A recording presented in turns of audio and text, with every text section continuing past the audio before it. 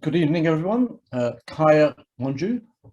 My name is Shamit Sagar, and it's my great pleasure to welcome you to the UWA Public Policy Institute live webinar on vaccinations and COVID myth-busting.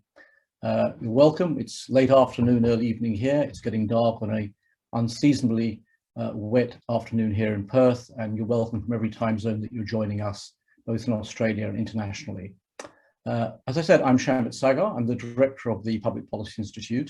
And can I just quickly say a word or two about the Institute before we get going? We were established in late 2019, and we are part and parcel of a concerted attempt to ensure that the research output and the insights gained by our research at the University of Western Australia are shared as widely as possible, particularly with government, business, non-profits and campaign groups. The Institute is in common with many efforts that have been taken across the world amongst leading research-intensive universities to ensure that the research is in the hands of decision makers in government and beyond. It's very much my pleasure to invite you to join us this afternoon as part of this webinar on vaccinations and COVID myth-busting. Can I, before I go any further, just as is our custom here at UWA, share the UWA acknowledgement, and that is as follows.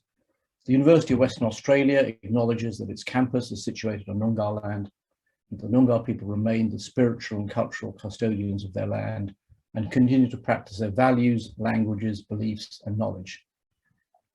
Therefore, on behalf of UWA, I wish to pay tribute to their elders and leaders, past, present, and future. Thank you.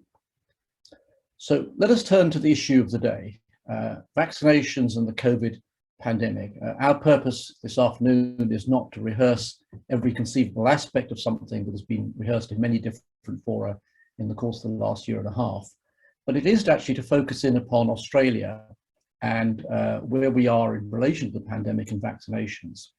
One way to look at that in terms of scene setting would be to think about Australia as being the would-be country of zero COVID in our society.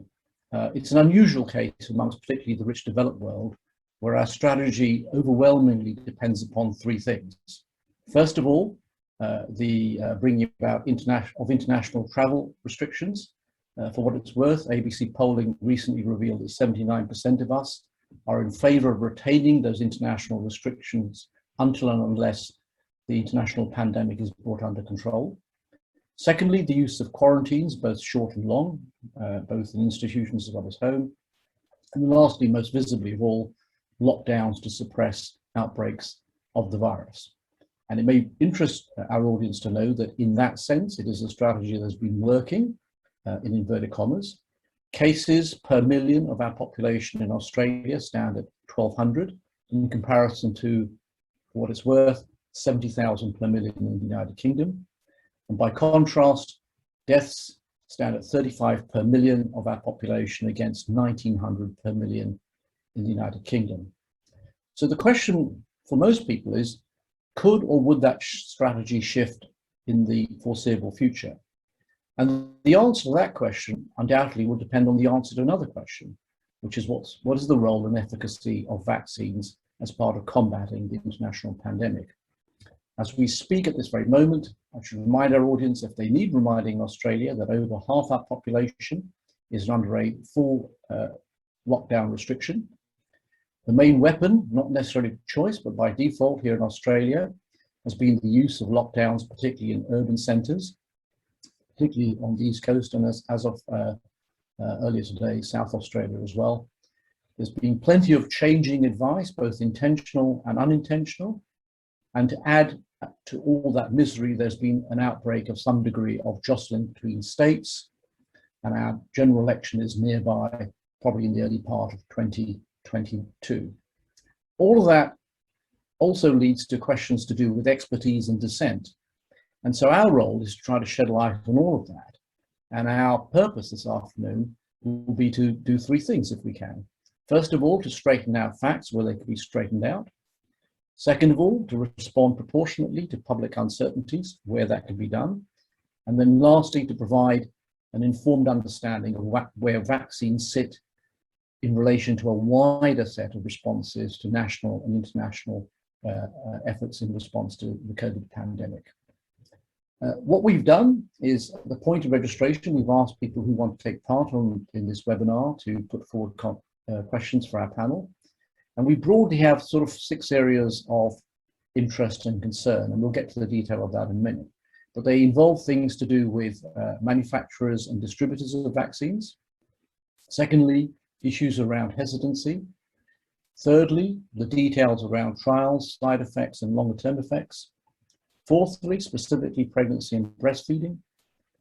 Fifthly, travel, particularly international prospects for. And then lastly, questions around communicating and messaging what it is that we're seeking from the vaccine rollout. So to help shed light on all of that, we have assembled an expert 5-member panel, and let me now introduce them to you. We have on the screen in front of me in the bottom left-hand corner, I imagine very similar for our audience, is my colleague, Dr. Katie Atwell. I'll briefly describe something about Katie and the other panel members. Time doesn't permit me to go into their full biography. But Katie is, amongst other things, an ARC Discovery Early Career Research Fellow. She's a member of the Governance Committee of the Collaboration on Social Science and Immunization, COSI. She is, on top of that, an honorary fellow of the Wesfarmers Centre for Vaccine and Infectious Diseases at the TKI Institute here in Perth. And most notably of all for us, she is a fellow of the Public Policy Institute. Katie, welcome. Secondly, she is joined in the bottom right-hand corner by Chris Blyth. Chris is an associate professor of pediatrics in the School of Medicine here at UWA. He is the co-director of the Wesfarmers Centre of Vaccines and Infectious Diseases at the TKI Institute. And most notably, he's the co-chair of the Australian Technical Advisory Group on Immunisation, ATAGI. And for those who are not in the know, ATAGI is the peak scientific immunisation advisory committee to the Commonwealth Government in Canberra. As part of ATAGI, Chris is also the co-chair of the working group on COVID vaccines. Thirdly, I'm joined by Melinda in the top right-hand corner, Melinda Boss. Melinda is a pharmacist and a senior research fellow in the School of Allied Health at UWA, with a specialism in breastfeeding experience for mothers and infants. She has been instrumental in setting up 2 very important websites. The first, LactaMap, L-A-C-T-A-M-A-P, is an international collaborative glossary of lactation terminology for science and medicine. And the second, Lactapedia, L-A-C-T-A-P-E-D-I-A, is an online lactation care support system. You're very welcome to look at that in your own time. On top of all of that, she was named as Western Australia's Pharmacist of the Year in 2019 by the Pharmaceutical Association Australia. So very belated congratulations. Fourthly, we're joined by Dr. Archer Fox. Dr. Fox is a senior lecturer in the School of Human Sciences and also in the School of Molecular Sciences at UWA. She's an affiliate investigator with the Harry Perkins Institute for Medical Research, and in 2012 she was the recipient of the Marshall Medal of the Harry Perkins Institute. More recently, in 2012, she received the Emerging Leader Award of the Australia-New Zealand Society of Cell and Developmental Biology. And then last but not least, in the middle of my screen, is Dr. Barbara Matavi. Barbara is a senior lecturer in the School of Population and Global Health at UWA. Prior to that, she was at the West Australian Centre for Rural Health between 2010 and 2019, where she held an early career research fellowship. She has interests in epidemiology, prevention and control of communicable diseases, particularly amongst disadvantaged communities. And she has, prior to that, many years of experience of working in disadvantaged and marginalized communities in northern Uganda. That's the panel. Can I just point out for our audience, as I said a moment ago, we have pulled together a large number of questions, and we'll take a selected cross-section of those in a second. Our priority will be that in the first instance. But because this is a live session on Zoom, you're very welcome to chip in with questions as we go along, and we'll do our best to take those, particularly when they relate to the theme of the discussion at the time. It'd be very helpful if you could make sure that your questions are short, clear, and respectful, and I'll do my best to sort of, as I said, bring them in. Our event this afternoon is being recorded. We'll be putting on YouTube later on this week, And lastly, just to let you know, there are media representatives who are joining us in the online audience, and they may well use parts of the webinar for later broadcasts and on different platforms. Right, that's all the preliminaries out the way. Thank you for your patience. What we should do now is get cracking with the actual questions and discussion. So we have quite a large number that have been collected, and I'm going to begin and get the ball rolling by asking, in the first instance, Chris, if I may, a general question about vaccines. And I'm taking it verbatim as it came in, so we don't lose the essence. And the question, Chris, is as follows, which is, what is taken into consideration when weighing up the potential benefits and risks of vaccines? And the questioner is particularly interested in what kind of data is looked at, what are the methods that are used to weigh it all up, and what would it take to change the initial advice, and how much time might that take? So I'm going to ask Chris to talk about that to start with, and I will bring in the panel, no doubt will have something to say about that. Chris. Thanks, Shamat, for the question. And I might talk vaccines in general and then also try and bring that into a COVID-specific situation. So clearly any health intervention, whether that be vaccines or otherwise, we are weighing up risks and benefits. We do it in our daily lives.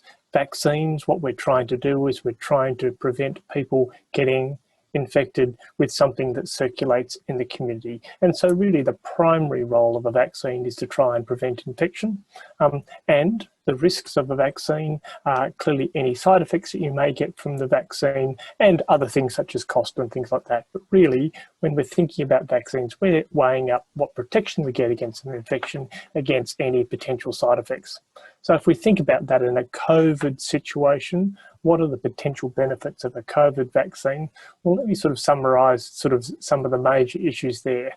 I suppose the first thing is clearly, in a pandemic, everyone is at risk of COVID and its complications, and really highlighting that actually the older you are, the greater risk of severe complications from COVID you are.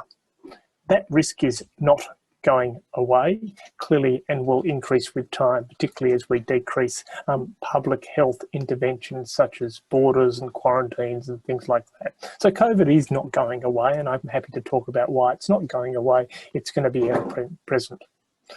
Vaccination is clearly something that allows you to protect yourself, but also protect your family, your workmates, your community, protect those around you.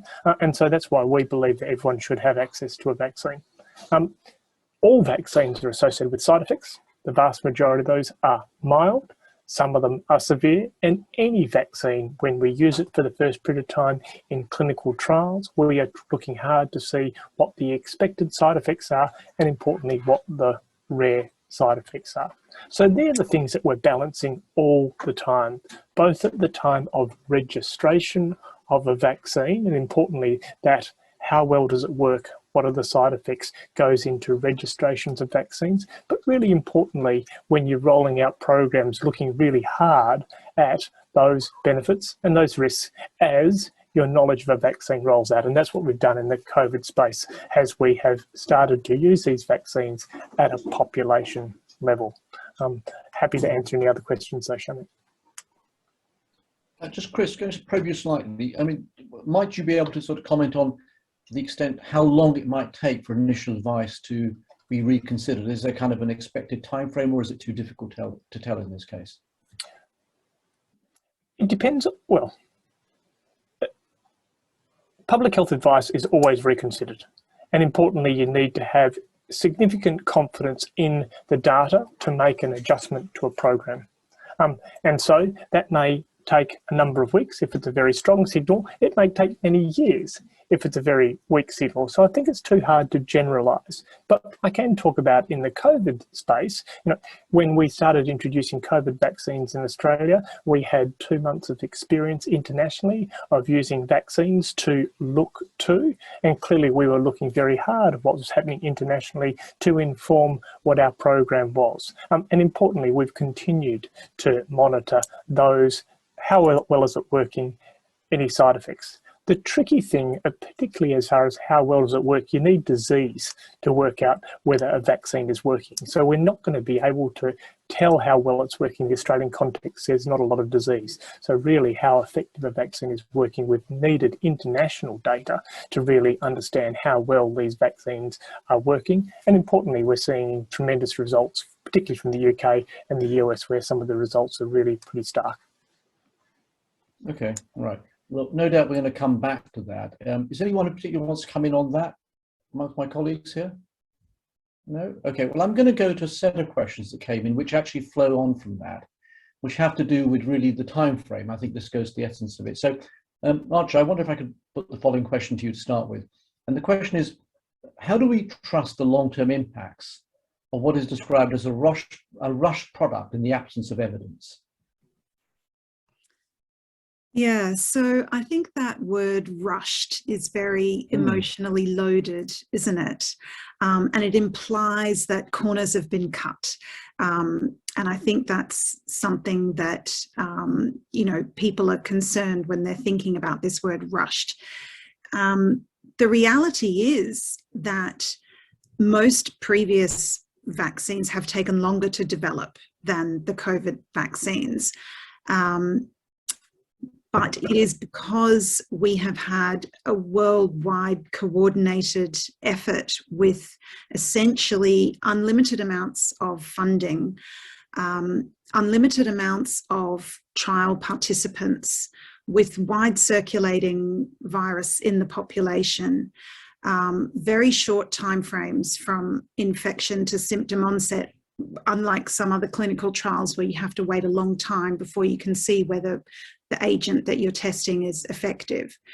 So I think those are the main reasons. In a normal situation, you have long lags or delays in the development of new medical products where barriers to do with lack of funding, lack of trial participants come into play, but that didn't come into play here. And the relative, you know, others in the panel might be able to speak to this better than me, but the regulatory bodies have used the same criteria as they've used in the past. And Chris is probably more of an expert there. But in effect, we're all benefiting from a lot of luck that particularly these mRNA vaccines, which I have a fair bit of knowledge about, have been so effective and have been much more effective than the 50% efficacy bar that was originally set by, I believe it was the World Health Organization. So the message would be, although the vaccines were developed quickly, corners were not cut, and all of the necessary regulatory factors that had to be considered for it to be approved were abided by. Okay, thank you. So here's a question that actually has been put to the panel, and I think it probably goes to the essence of this. I'd like a short answer we can from every panel member. And it says, and I'm going to quote exactly, would the panel objectively describe the current vaccination programs around the world as an extremely large-scale set of clinical trials? Panel. I'm happy to jump in, Shamit. I don't think it's a clinical trial. We routinely do post-licensure evaluation of vaccines, and that is what's happening at the moment, and that's really important. Speaking to Archer's comment, actually the amount of clinical trial participants was very similar in these trials to other vaccines that we've registered for the last 15, 20 years. But no, we're not conducting a clinical trial around the country, but we're evaluating the product that we're using. Other quick comments on that to the panel? Barbara, Melinda, Katie? Katie, go ahead. I would also just add to that, that if we have the vaccines available and they've been through the rigorous testing that Archer has described, it would actually be really unethical to sit on them and to not be rolling them out in a pandemic context for which they've been developed. So I think, you know, that's the kind of question that we might ask from here in Australia or Western Australia, where we're not locked down at the moment and we don't have much experience of COVID-19. I think if we were sort of living somewhere like Italy or the United Kingdom or Africa, we might have very different perspectives on whether we were feeling that, you know, this is some great experiment that's going on. Rather, it would be, this is the thing that's actually saving lives right now. Barbara, Melinda, just brief responses if you want. Just to reiterate what Chris has said, that we always continue to monitor what happens. So for any vaccine that people receive in this country, whether it's a measles vaccine or otherwise, there's a constant evaluation of whether people are getting side effects or not. So the fact that we are constantly monitoring what's happening with COVID vaccines does not make it an experiment. And yes, I would just jump in and say I agree. We're in a different situation in Australia to much of the rest of the world, and in a lot of ways we've benefited from that, from being able to see what has happened overseas before we have to do it, implement things here. Okay, thank you. All right, so there's a batch of questions now which are much more to do with the efficacy issues, you know, just how much effectiveness are we squeezing out of the vaccines that are out there right now. So I'm going to put them to different members of the panel. Here's one I'd like to put to Barbara if I can. And it says, can an individual still contract and spread COVID-19 when they are vaccinated? Yes, so the short answer to that is yes, you can still contract and spread COVID-19 if you are vaccinated. It is understood that it is less so than if you're not vaccinated, but yes, you can still contract and spread it. And that's why it's very important for everybody to get their own vaccine, not assuming that someone else's vaccination is going to protect them. So that's why we need as many people to get vaccinated as possible. And I'll talk to the numbers later on. Okay. Here's a question I'm going to put to, well, Chris, but anyone else is more than welcome to come in. I'm going to again quote it exactly so I don't misrepresent what someone wants to try to get at. And they said, I've just had the AstraZeneca vaccine. So how effective will this be in combating COVID-19? And in particular, the Lambda variant that's spreading through South America. Any thoughts on that? There's a couple of bits in there. So what do we know about how effective different vaccines are? Well, we know that vaccines are more effective against severe disease than they are mild disease. That's what they've been designed to do. And so if we're talking about the effectiveness of vaccine, we often talk about how well it keeps you out of hospital, as opposed to how well it might affect infection. Specifically talking about variants, we know that all the variants have slightly different effectiveness estimates by different vaccines. We don't have great data about the Lambda variant, which is circulating in Peru at the moment, but we do have emerging data about the Delta variant, which is circulating on the East Coast at the moment. And it looks like the AstraZeneca vaccine, which your recipient has just received, is between about 70 and 90% effective against hospitalisation for the Delta variant. Importantly, all of these viruses are slightly changing over time, and so we're going to have to continue to monitor how well our current vaccines work against them and whether we need to update those vaccines or whether there's role for boosters over time. Okay. And Chris, can I just probe you on that? So, I mean, introducing a distinction which maybe is part of your answer, the distinction between contracting COVID on the one hand and becoming seriously unwell. Is it worth emphasising that distinction in terms of how we look at the numbers? I think it is. So, and the great example is what's happening in the UK at the moment. Many people would have heard that the increasing case numbers in the UK at the moment, particularly with the Delta variant, but at this stage, that's not flowing onto an increase in their hospitalisations because they have a broadly vaccinated adult population with many protected against the more severe forms. And so in an Australian situation, we want to prevent against harm, which is really protecting against the severe aspects. Now, we may, importantly, impact on transmission, but our focus needs to remain on really the severe end. So that's where the vaccines really are the most effective, as opposed to preventing transmission or very mild infection. Okay. But we're going to come back to that. There are quite a lot of questions on what are essentially kind of technical aspects of judging the evidence and comparing different vaccination programs. I'm just going to change the topics somewhat now, and I'm drawing Katie, my colleague, and it's a broad question. It says, so why is there hesitancy to accept the vaccinations? Katie. So that's a complicated question. Vaccine hesitancy is a complex concept. It's multifaceted. It draws on local drivers and experiences, and people who are hesitant about vaccines will be hesitant about them for different reasons. So one of the most important things to emphasise from the beginning is, you know, you're probably hearing and reading a lot about people being hesitant about the COVID-19 vaccines. Some of that is actually a mislabel. So sometimes it's people are not perhaps sufficiently able to access vaccines. The rollout is imperfect, so people are not necessarily able to get the vaccines that, you know, that they want, when they want them and where they want them.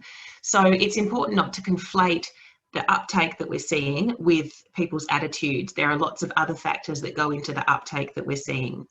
But we are seeing, and everybody would have encountered this already in the media, we are seeing higher rates of concern around the vaccines that are available, or people saying that they intend to wait a bit longer, or that they're not sure if they'll have the vaccine, and some people, a small number of people, saying they won't. And it's important to remember that this is not people being anti-vax.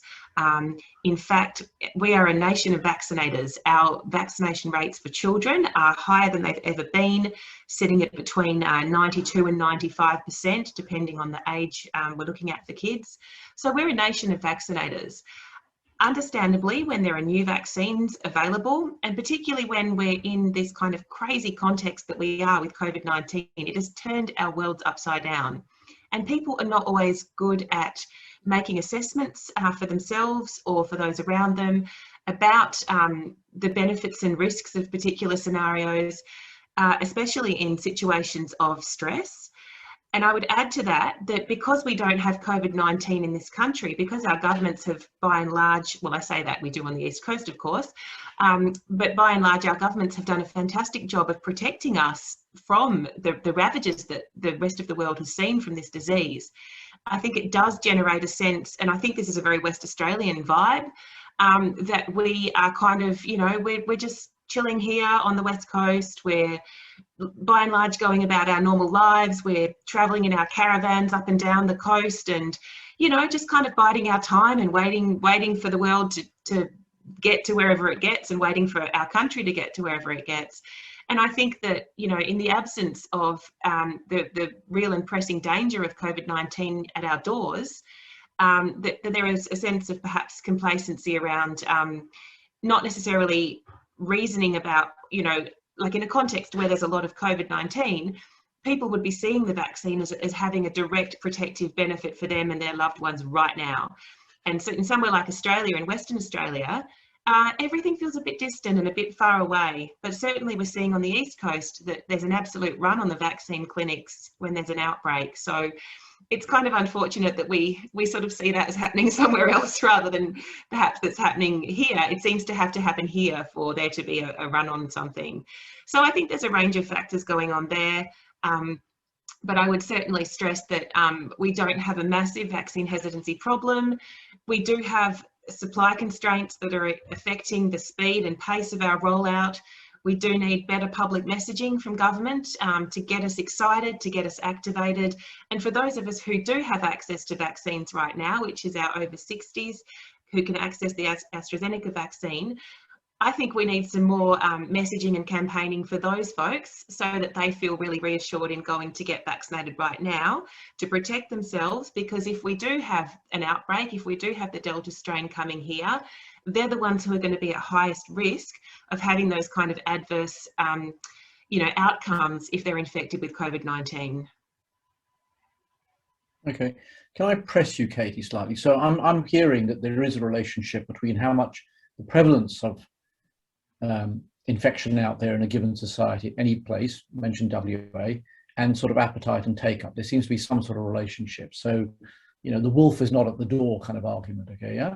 So how do you get around this? I mean, obviously no one's going to advocate, let COVID sort of rip in a society in order to get vaccinations up. And yet the bitter reality is that there's some sort of relationship there. People are sufficiently scared or animated to roll their sleeves up when they can see the real and present danger. I mean, how would you respond to that? There's a terrible paradox here. There is a terrible paradox, and we need to be honest about it. But we also need to remember that fear of getting the disease is not the only sort of thing in our arsenal, right? There are other ways that people can be motivated to go and get the vaccine. And I think importantly, we need to wait until we're at a state of full supply. We need to wait until we have the opportunity for everybody who wants to be vaccinated to be vaccinated. I haven't been vaccinated yet. I haven't been able to access the vaccine yet. That's going to happen for me next month. You know, I know some younger people who have been, but I know lots of other younger people who are waiting for supplies to be available. So we can't really panic about this sort of problem too much when we don't have sufficient supply. And, you know, I think if we were to see an outbreak here in Western Australia, we would see a run on the supplies we have. But when we have more of a supply, what we'll also be generating then is a social norm. So the more people who know people who've been vaccinated, who can talk about not having had side effects, which I'm quite jealous of my peers on this call, on this video conference, most of whom have been vaccinated and said, yeah, you know, I had my vaccine, it was no big deal. So the more that people can hear about that, or, you know, yeah, I had it and I had a bit of a sore arm and felt a bit off for a day, and then I was fine and went back to work and went back to looking after my family or whatever it is that we all do. So I think the more that people can feel reassured that people around them are being vaccinated, the more we can get a buzz going about reopening our borders, about being able to book holidays, about being able to have loved ones come in from overseas and meet new babies, etc. The more that we can actually feel a collective sense of purpose, I think that will then become something that builds and kind of gathers strength like a rolling stone. Okay, we'll come back to that. I want to bring Barbara in here. So Barbara, just on this, I suppose, a lot has been made recently about the perception allegations of different messages, different communication messages being sent to different parts of Sydney in particular. You know, one message to one community, another to another community. So the argument goes. Is there anything in this that, you know, that you can have take up or fear of vaccination depending on the outcome, but essentially based upon how we communicate with different communities? What's your reaction to that allegation? Now, I want to speak about communication in general, and it goes back to what Katie has talked about, because I think communication overall in Australia could have been done better. And this is both for culturally and linguistically diverse populations, but for everybody as well in Australia. Because what I've found is that a lot of people, I mean, apart from the fact that they seem to be vaccine hesitant, they actually need to know why they need to have the vaccine, why it is important for them, and just even the basic science of what a vaccine is. And I've communicated to using very simple English terms, not using any jargon or anything like that, but explaining to people why we have to have the vaccine and what a vaccine is. And that sometimes gets people across the board if necessary. But what you're saying in particular about Sydney is that I think because of the way it has generally been handled, where in some parts of Sydney there were some restrictions and not in others, not done as they were basically done differently across the board. So I think there's been a general resentment, particularly in some parts of Western Sydney, around how restrictions were done and how communication was done overall. So I think overall, communication could have been done better for all sectors of the Australian community. So can I press you slightly? I hear what you're saying, but in what sense? Could you give the audience a sense of how you might communicate differently? Is there a particular aspect of this that springs to mind? So what I find particularly in culturally and linguistically diverse communities, and I think Chris might have found this as well, because I know that he's been doing some work in this area, that having community talks and actually talking to people around why they need to have a vaccine, it dissipates a lot of fear. And so when people talk about flyers or sort of adverts on TV, some of that sort of information does not penetrate communities because people have genuine questions that are not well answered by, for example, an advertisement. Sometimes people have questions around, what do clots look like? If I have a clot, what will it look like? Or why do I have to have a vaccine? Or questions around, I work for childcare, why am I being forced to have a vaccine? So sometimes addressing people's questions on a personal basis sometimes helps to overcome some of these fears. Now, I know that we can't have community talks all over Australia. It's too expensive and too costly. And that's why we rely on people's general practitioners to do that sort of conversation when they're unsure about their vaccines. But for culturally and linguistically diverse communities, I think it's important to engage with the communities, engage with their leaders, and pass along messages where you're actually answering people's questions and fears that they have about the vaccine. Okay, Barbara, thank you. Chris, you want to come in on this? I do. I suppose I'm just picking up on both Katie's and Barbara's comments. When there's vaccine hesitancy, or when we're in the context that's vastly different than international societies, we do what we're doing exactly right now. We have honest and open, transparent conversations about the benefits of vaccination and any potential risks of vaccination. We have evidence-informed, we had data-driven conversations with people, and we explain it in a way which we try to make sure that they understand. And clearly that's a very different context when you're speaking to certain populations versus others. We need to continue to do this, and I'm encouraging all people, whether they're healthcare practitioners or otherwise, to talk about vaccines, talk about their vaccine experience and the benefits of that. Okay, thank you. We will come back. There's quite a lot more behind that, okay? But I'm going to shift gear now. I'm going to bring my colleague Melinda in, and there's a whole range of questions around pregnancy and breastfeeding. Can I just take them as they came in? The first one, Melinda, has to do with, the question asked, does the COVID-19 vaccine pass into her breast milk? No, in the short answer. Antibodies do from the COVID vaccine. The recommended vaccination for pregnant and breastfeeding women is the mRNA Pfizer one in Australia, and very, very unlikely that that vaccine will pass into breast milk. It pretty much stays actually just in the muscle where it's been injected. If there was any vaccine that passed into the breast milk, it would likely be digested just like any other protein in the baby's stomach. So yeah, short answer to that is no. Okay, so extending that, another question, it says, and the question says, if I am breastfeeding and receive the COVID vaccine, does this also protect my baby? Yeah, so this is a question that I'm enjoying having the opportunity to answer. You get a lot of bang for buck when you vaccinate pregnant and breastfeeding women, because you do likely protect both. We did expect that vaccinating pregnant and breastfeeding women would protect the infant based on what we know about other viruses and other vaccinations. And we do have research that's showing us that antibodies to COVID-19 have been detected in cord blood, which means that, and this is of vaccinated pregnant women, and that means that the antibodies are passing via the placenta to the infant. And as far as breastfeeding is concerned, actually from an evolutionary point of view, lactation evolved as an immunoprotective secretion. The nutritional aspects of breastfeeding came as a secondary evolutionary development. Almost every component in human milk has an immunoprotective effect. So we certainly expected that breastfeeding would actually be protective of the infant. We expected that antibodies would, from a protected mother, would transfer into breast milk via and be transferred to the infant via breastfeeding.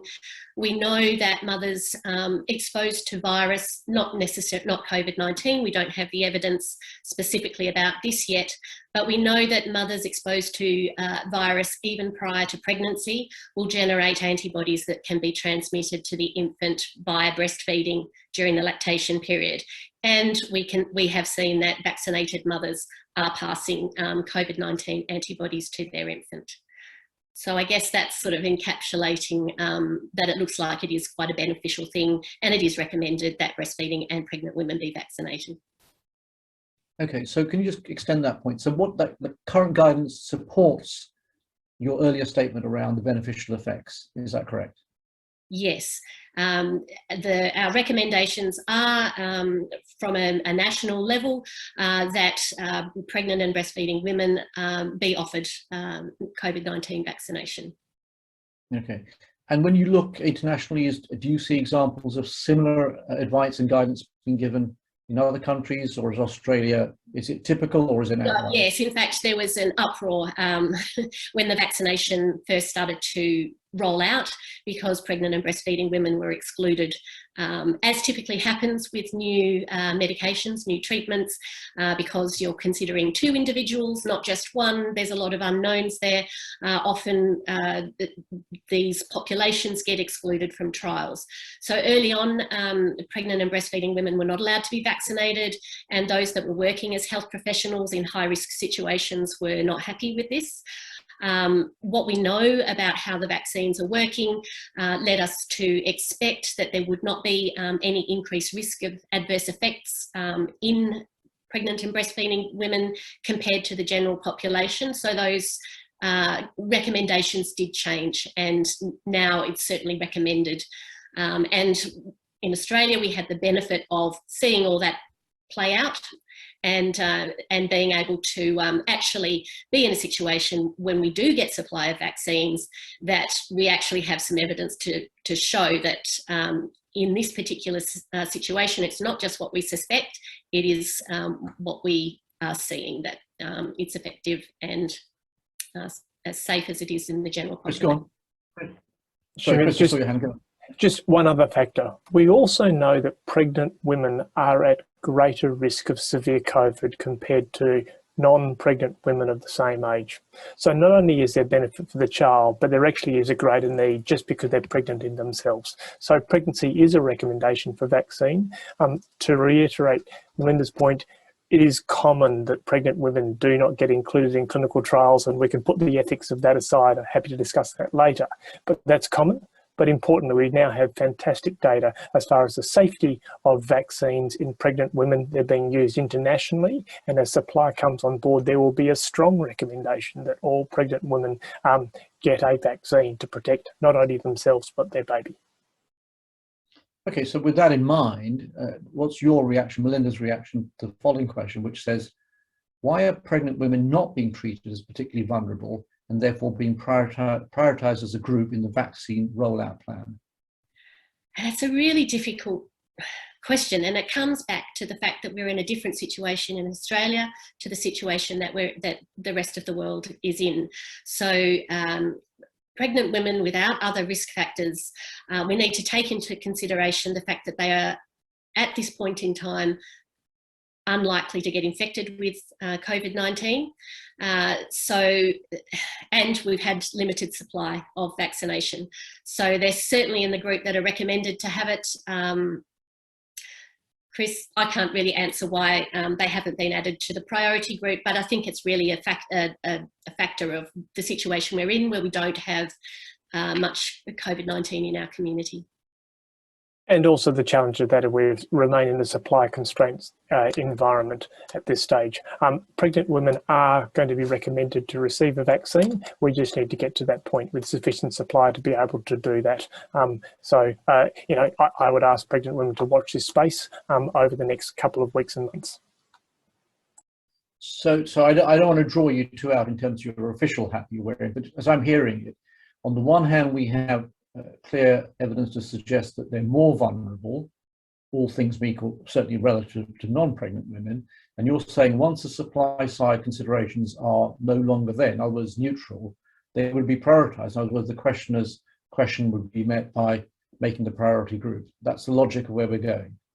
That's the logic of where we're going, but importantly, what I'm really trying to reach out is to pregnant women. Once vaccine is available to you, I'm asking that they take that on board. It is safe for them, safe for their child, and importantly, should be prioritised. We need to open up access to a broader population than we are at the moment as more supply comes on board. And so pregnant women need to listen to that advice and talk to the healthcare practitioner.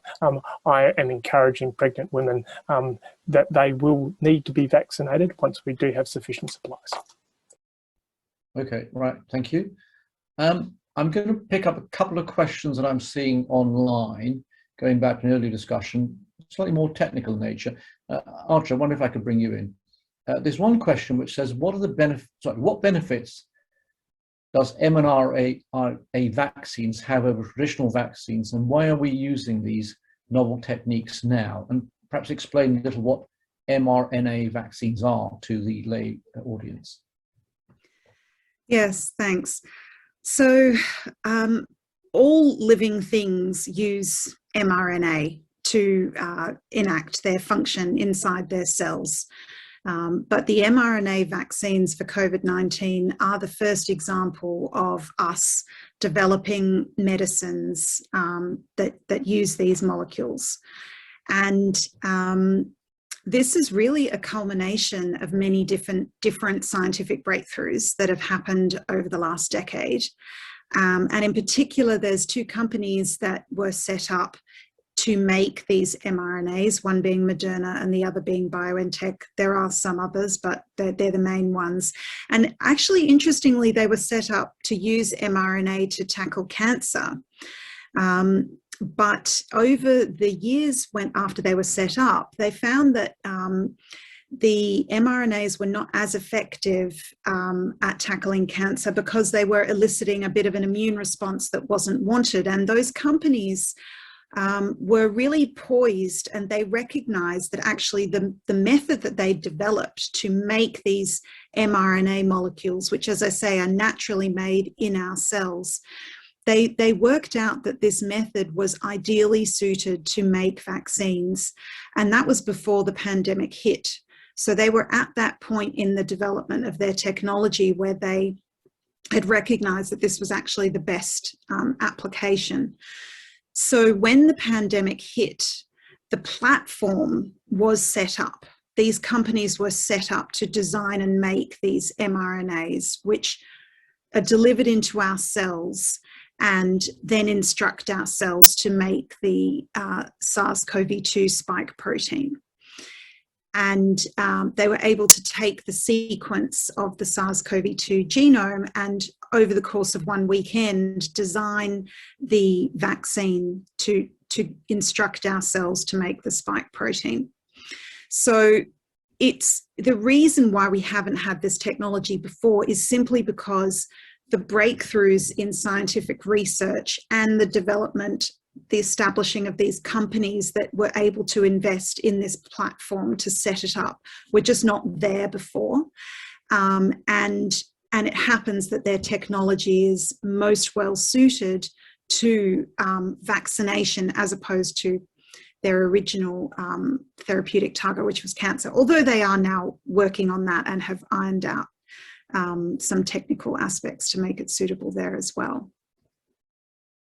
So on that, Archer, could you comment on another question that came in, which is, has that got a relationship to Australia's own production of its own vaccines and its capacity to do so? Clearly, we had a quite sizable shift in terms of what we're able to do and where we're going.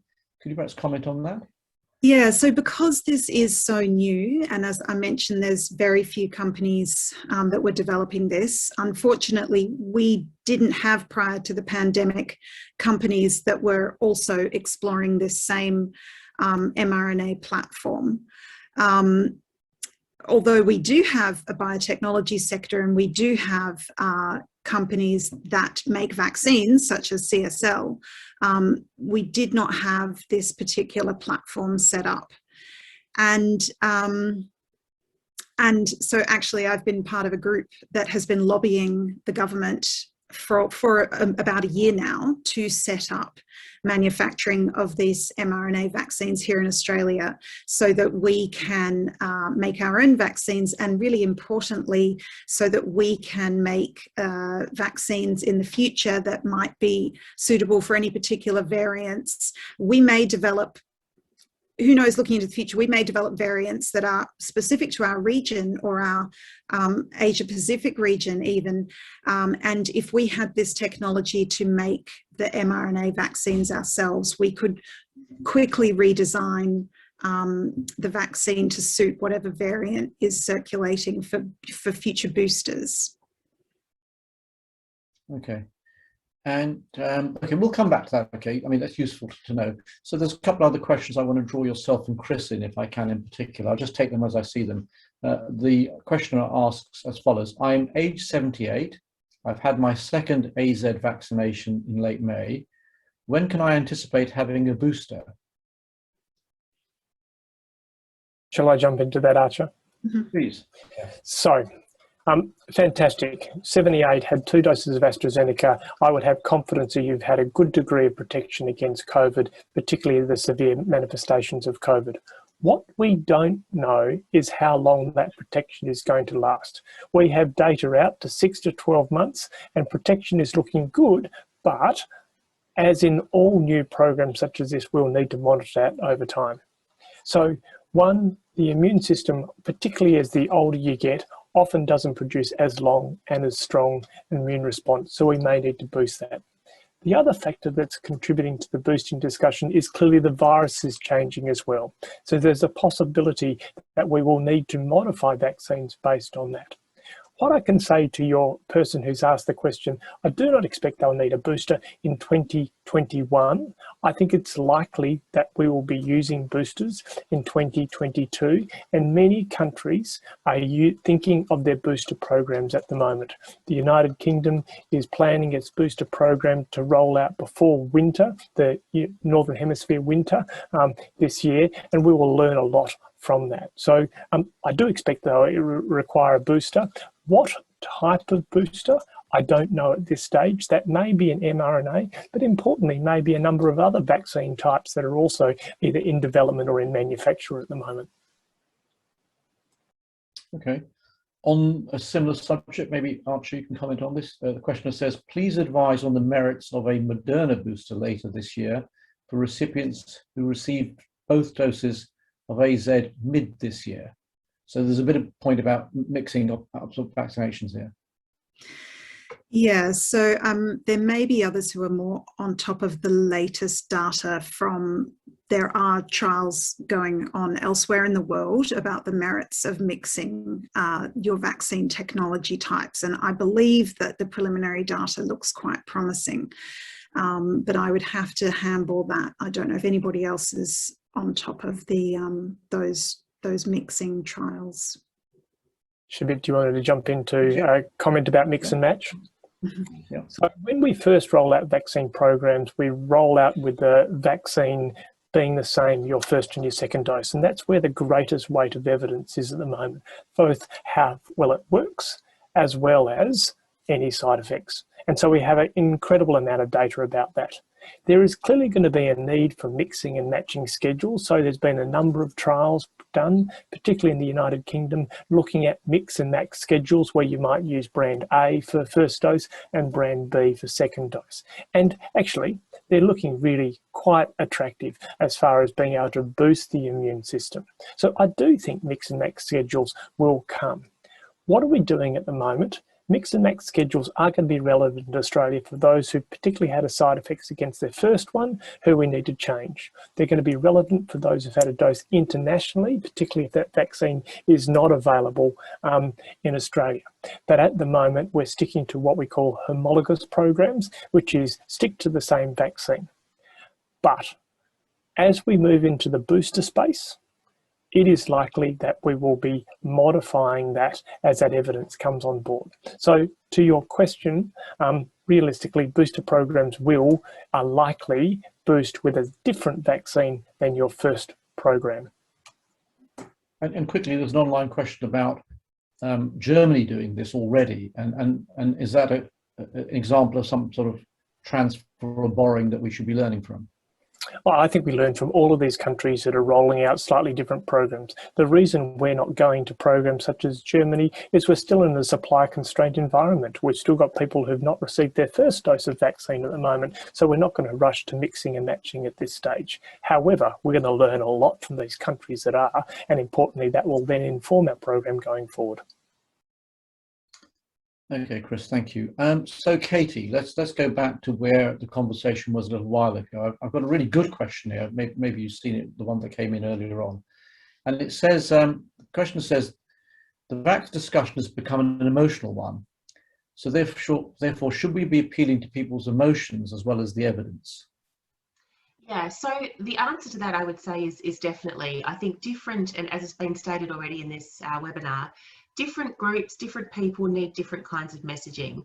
And certainly some research I've been involved in has showed that our values inform the kind of messaging that we want to hear and what what appeal is going to work for me might not work for Archer, and Melinda might want a different appeal again. So you kind of need to have quite a few options available for people so that you can be communicating in different ways.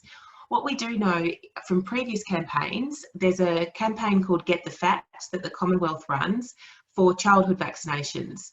And it contains information about the childhood vaccine schedule and the individual vaccines on it. But it also includes a lot of emotional stories about people who've had vaccine preventable diseases affect, and in many cases, you know, actually cause the death of their children. And these families talk about those experiences and what that's like. And when the government had those campaigns evaluated, that was found to be a very successful part of those campaigns. So the emotion appealed to people. In fact, they went and used more families to talk about more diseases, so that people would think, well, it's not just, you know, we hear of children, for example, dying of whooping cough, but children also die of other diseases that we vaccinate against in Australia as well. So it's to actually talk about that and have that impact on people. So I think also some of the advertisements we've seen internationally, I know I've had a real sense of FOMO at looking at some of these beautiful advertisements that appeal to the things that are important to us, like connecting with other people, going out dancing, you know, having that joy of life that's been so lacking, particularly around the world. Interestingly, there's been a wonderful advertisement made in Australia by the Melbourne Symphony Orchestra, and if listeners haven't seen it, I do strongly encourage you to Google it. And I really wish that is an advertisement that had been made by government. It gives you the feels. You watch it, and it talks to the togetherness. It kind of employs that language that we've often heard around, you know, we're all in this together. It makes us think about the benefits of vaccinating for ourselves and for others. And I think that kind of persuasion can be very powerful for some people, not for everybody. But I'd like to see some more use of emotion in that space. Yeah, I can hear that in your answer. So let's probe that a bit. Do you think there's potentially a risk in overdoing the evidence at some stage? I mean, this discussion has been heavily geared around me probing experts on some of the facts in response to the questions, and they've provided some very full answers. But in government and public policy, can we overdo it sometimes by providing people facts about things that perhaps they're not listening to? That's a really challenging question, and I think the answer to it is going to be context specific. And again, I can speak to some international evidence around providing evidence for vaccination. So when France decided to make more childhood vaccines mandatory in response to a range of factors that led to declining coverage rates for childhood vaccines in France, they employed a website called Vaccine Info Service. And it was designed by the scientists, and the communications people definitely didn't get the kind of final say about what was in there. And there was very technical language used, and there was an extremely large amount of information placed online. And it almost feels a little bit defensive, like the government's going, well, you can't say we didn't tell you, you know, we told you everything. But when we analysed that for a recent research study, it was, you know, hundreds of pages of, when we copied it out over into Word and sort of translated it, it was hundreds of pages of information there. And for the reader, that's not going to be easy to navigate or understand. Likewise, I think with COVID-19, it's challenging because some of the audience will want the technical information. And in fact, even for things like communicating the change in vaccine program, where Pfizer became the preferred vaccine for people under 50 and then under 60, you know, you have to back that up. You have to tell people why you're making those decisions. You have to try and do so in a language that's clear, that's not defensive, that's not overly complex, but that still gets across the really complex reasoning that professionals like Chris are making around weighing up the risks and benefits in a volatile environment where everything's changing all the time, and oh, now we've got the disease in New South Wales, oh, that's going to change that sort of decision making again. So I feel like we do have to be talking about the evidence. We do need to be talking about the science. We need to, and part of me is really optimistic in thinking, wow, you know, the things that people in my life say to me about, you know, my life's work, which was always this kind of weird niche thing, and suddenly everyone's talking about anything from the, you know, the types of vaccines available to the concept of vaccine hesitancy and what causes it. So I'm actually really moved and reassured by the public's engagement with and hunger for information and for this. But obviously, you know, it's horses for courses. People need to be able to access the information that's right for them, the messaging that's right for them, in the context that's right for them.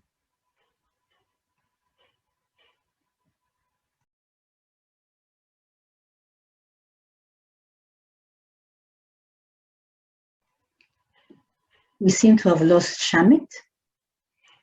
Losing our moderator. Not a great moment.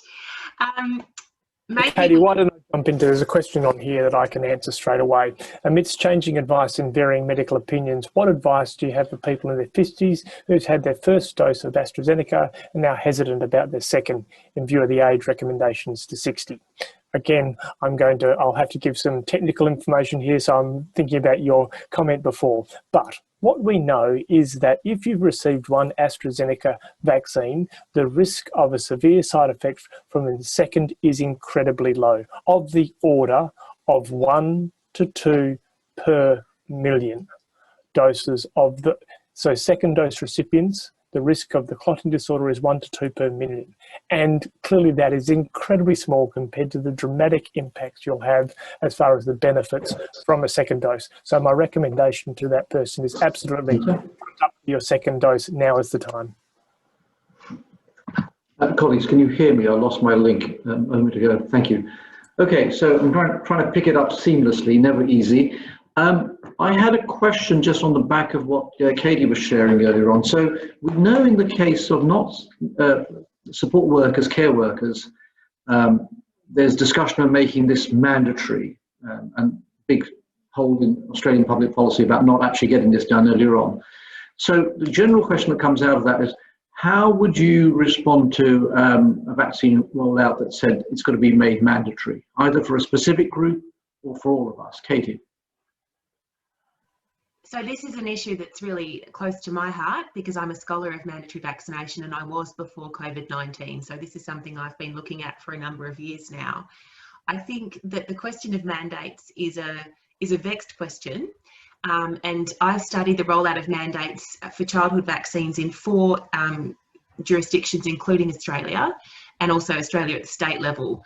What I would say is that there can be a place for mandates. There can be a place for mandates only in a context of full supply, and not just full supply, but easy supply, available supply.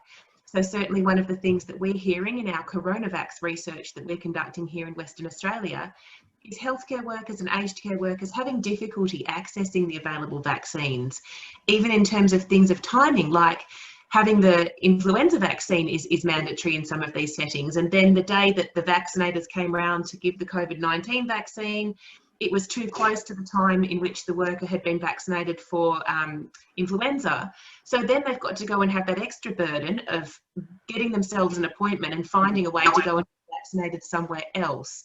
So in this imperfect situation, to tell people, well, you have to do it or you're not going to be able to work, is problematic, especially when we're talking about some of the lowest paid workers in our country, many of whom themselves come from culturally and linguistically diverse backgrounds, and as Barbara has already intimated, have not been provided necessarily with helpful or persuasive communications around the benefits of vaccinating. So I think that it's government's job to make vaccinating as easy as possible for everybody, and it's a responsibility that I find I'm increasingly talking about and emphasising, because there's a lot of talk and a lot of the way we talk about, and even the concept of vaccine hesitancy is very individualised. It's very much about putting the blame on the end user who is not vaccinated, who hasn't made it happen. I think vaccination as a public health intervention by government is government's responsibility. We have to make some commitment, we have to turn up, but a lot of work has to be done in order to make that really easy so that there are not barriers in place. And so I think talking about things like mandates, and look, in an aged care setting, I think ultimately you're going to want extremely high levels of vaccination, and mandates probably are appropriate. But to be talking about them when you've got this very imperfect supply scenario when it's really difficult for people who are trying to do the right thing and who want to be vaccinated, but also, you know, don't want to necessarily miss a day's pay to get vaccinated, or who might have to travel. Certainly one of my former neighbours, she didn't drive. So, you know, even just getting to work, she relied on other people to get to work. So for her to then have to go and get a vaccine as well, not necessarily easy. So I think we really need to dig deep and make sure that government's doing its job before we start saying to people, you know, well, there's going to be a punishment or a consequence if you haven't vaccinated. Okay, so that's on sticks. Let's stick with carrots for a moment. I'm going to bring Barbara in, and Barbara's done some work, particularly amongst regional communities and Indigenous communities. So there's questions around messaging, Barbara. I wanted you to talk about particularly, you know, what are we getting right, what are we getting wrong, and why? And also, where would the role of incentives be? Not the sticks, but the carrots for a moment. And then I'm going to come back to you, Katie, and ask you the question that comes from North America, which would you pay people to get vaccinated? Barbara. You're muted, Barbara. I did the mute thing. So I haven't done any specific studies around in regional Australia around COVID in particular, or Indigenous population, so I cannot answer to what's going on in those areas in general.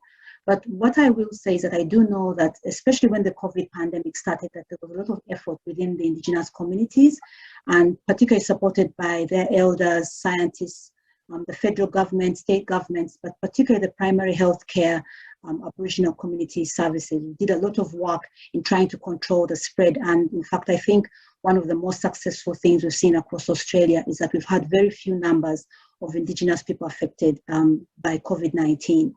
And I do know that they've had a lot of efforts, and we had at the immunization conference that they've also had relatively high rates of vaccination comparable to other Australians. So there are not any, we don't have significant issues in terms of rates of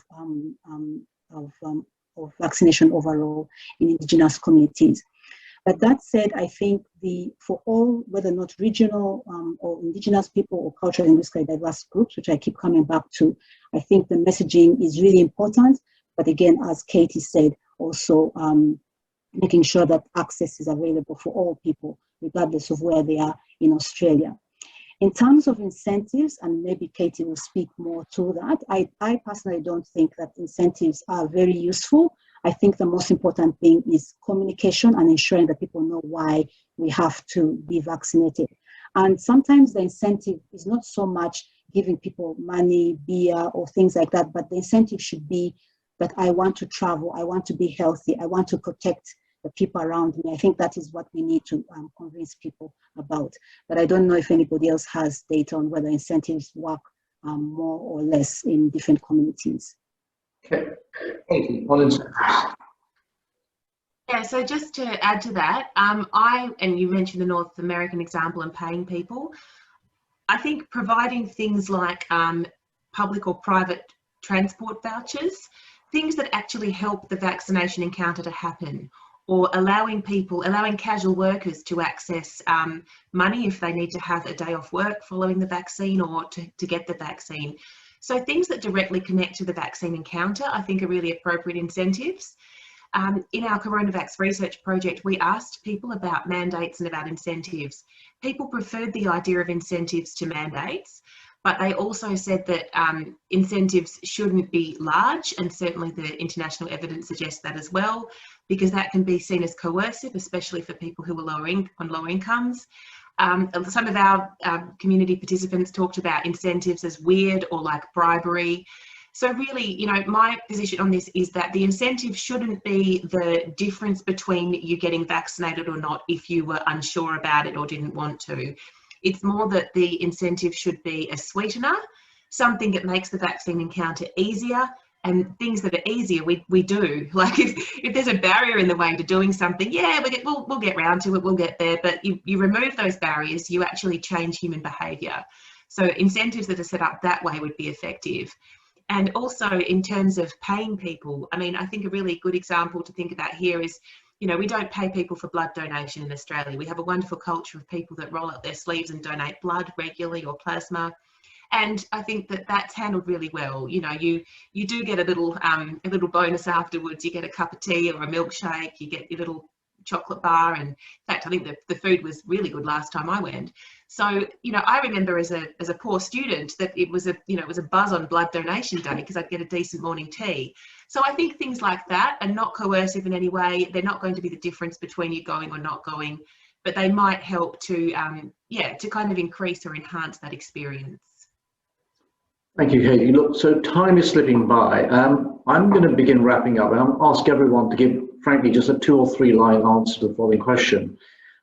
If we all gathered 12 months from now in the middle of July 2022, and we've got a further year's worth of experience, assuming the global pandemic remains sort of constant, you know, in that sense, yeah? But just on the vaccination side, in terms of our strategy for dealing with it, remember, it's got a lot to do with the extent to which we can open up and so on.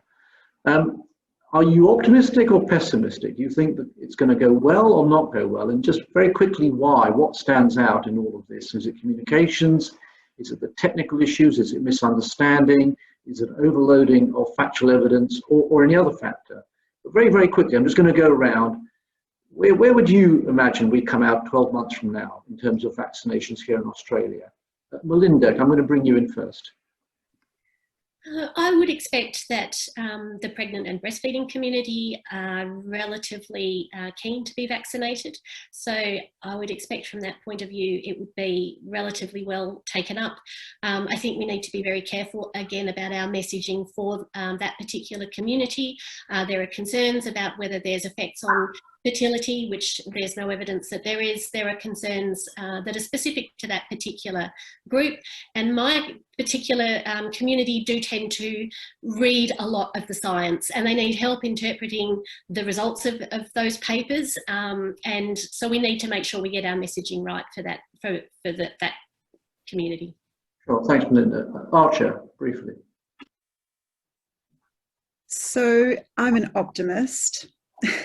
The federal government has announced that they will be supporting a company that is yet to be decided to establish onshore manufacturing of mRNA vaccines.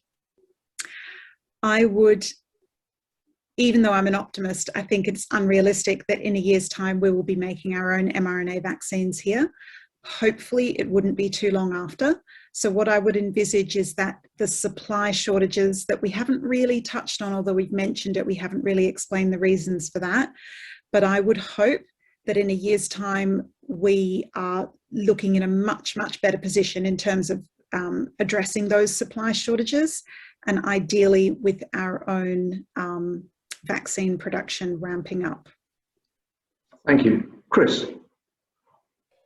Couple of things. I think COVID is still going to be with us in 12 months' time. It's likely to be circulating, and it might look different than it is right now. I'm really looking forward to a time when we don't have constraints on vaccine supply, because I'm an optimist. The vast majority of Australians believe in vaccination, the importance of vaccination, and so those people will be coming forward to be vaccinated. I think that we will have opened up more than we are at the moment, and so we may be in a situation where COVID is circulating in our community at that stage, and I'm hoping that, given what we've seen from other countries, that we've provided sufficient protection to people in the community, that our health systems are preserved despite that circulation. So I am an optimist, but I also understand the challenges that are ahead. Thank you. Barbara? I'm an optimist too. By this time next year, all our borders will be open, both internal as well as international, and people will be traveling. But my major worry is that if Australia and other countries do not support countries in Africa and Asia, we will continue to have circulation of virus there, and we may continue to have mutants of all types and sizes. So I'm an optimist, but if we do not ensure that we have control of this virus world over, we will continue to be exposed to different types of mutants, as I said, because as long as the virus is circulating somewhere, mutants can develop. So I'm sure Australia will be open, but we'll still have pockets in some countries if we don't get on top of it as a global effort. Okay, thank you. And lastly, Katie. I want to echo Barbara's point. I think this is a global security issue. human security. We need to protect people everywhere against COVID-19, and wealthy countries, once we have our own populations covered, we definitely have to be doing our bit to make sure we have to be doing more than we are. In terms of our own coverage here in Australia, like the other panelists, I'm an optimist as well. We are a nation of vaccinators, and I believe that given the right conditions, and that includes full supply, but also effective and persuasive public communications, well-resourced health providers who can have conversations with people who are unsure or who have complex, health scenarios. We've had a few of those sent in to us. My Coronavax project is that I work on with Chris. We're also regularly getting kind of health questions from people so there seems to be a demand out there for people who have complex needs that is not yet being met. So we have a long way to go, and it has to be multifaceted, but I'm confident that we can also reach high coverage.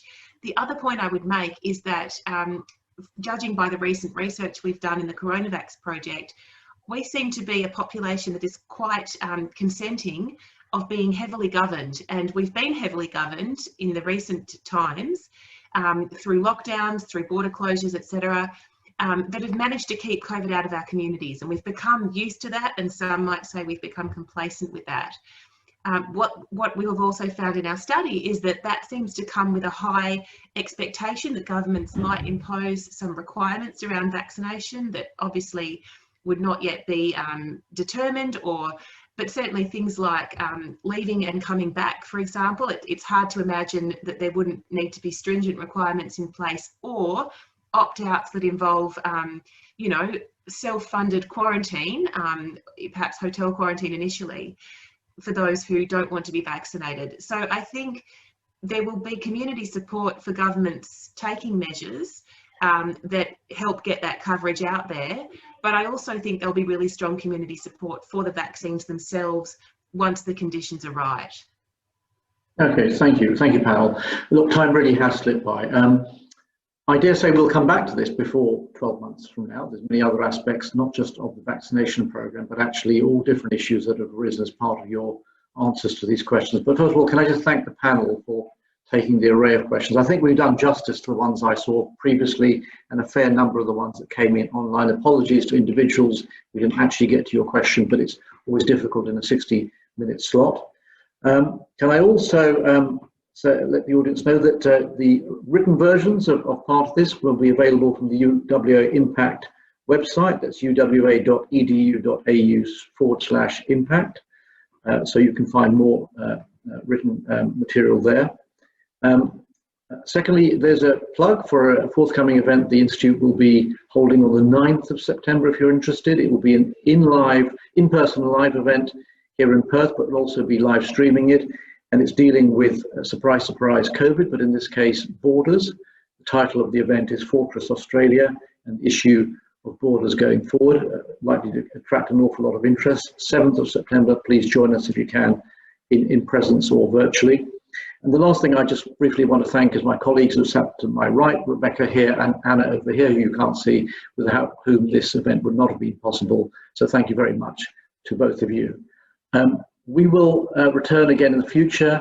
Hopefully we've done some justice to this topic and fulfilled at least some of our obligations about straightening out facts where we can. Thank you. Have a pleasant evening.